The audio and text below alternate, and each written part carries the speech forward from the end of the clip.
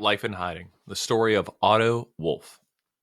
Many Jews went into hiding to avoid capture by the Nazis. Some concealed their Jewish identity and continued to live in the open using false identification papers, while others physically hid in attics, cellars, or other shelters. For most, hiding was a difficult decision that involved extraordinary risks.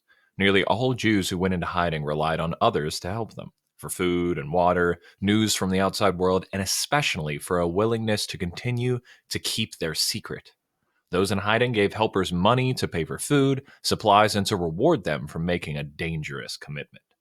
Otto Wolf was 15 years old when his family went into hiding. With the help of a family friend named Slavik, they lived in shelters built in the woods near their town. Over the next 3 years, the family moved from various shelters in the forest to the homes of acquaintances as each location became dangerous. Otto kept a diary throughout this period. September 19th, 1942. Saturday, 13th week. We slept until 10 and then pray. We have bread with jam for lunch. I and Lisi go for water. We are depressed, wondering how things will go. Who will give us sanctuary? We have cheese and bread for dinner. They wait for Slavik until 10:30, but in vain. Slavik does not come. We do not know why, and hope that he will come tomorrow. July 6th, 1943.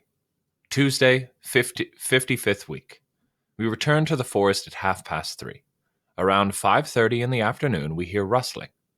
I climb a little higher up and see a person. He straightens up and sees me.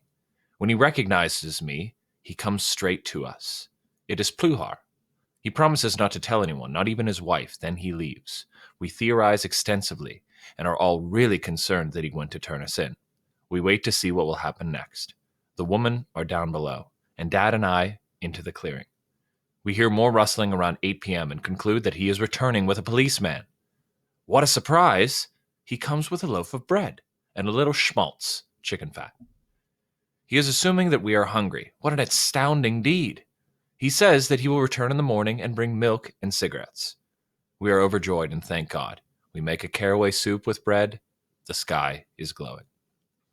In early 1945, the Wolfs moved into a hiding place in the home of Marenka Sporlova, who was their maid before the war. Her husband was uncomfortable. They were there. March 4th, 1945, Sunday, 141st week. Marenka brings us breakfast upstairs, and we eat.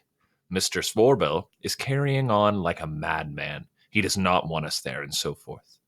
He goes to church, and we venture downstairs. For lunch, we have noodle soup. Mr. Sorbel comes home at noon, raging. We therefore think it wiser to retreat upstairs. Marenka goes to borrow a newspaper. When she returns, he rips the paper out of her hand and bellows that we better be gone by morning. He even comes up to the attic to tell us that we must go. Everyone in all the huts allegedly knows about us. On April 18th, 1945, Soviet prisoners of war who were helping the German army conducted a raid on the village where the Wolves were hiding. They captured Otto Wolf and 22 other men. Otto's family left the village to hide in the forest.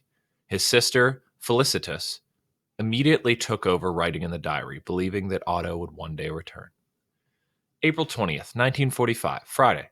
We wake up at 5:15 and go into a clearing to move our feet a little, since it has been dreadfully cold during the night. We have no blankets.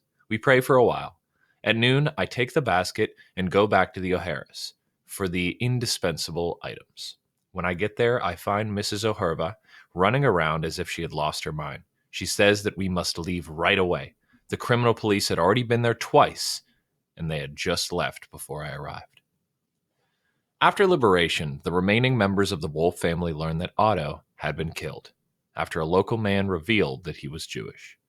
Otto was tortured by the Gestapo, but never revealed where his family was hiding or the names of the people who helped them. Felicitas eventually emigrated to the U.S. and donated the diary to the United States Holocaust Memorial Museum. Okay, go ahead and complete the questions.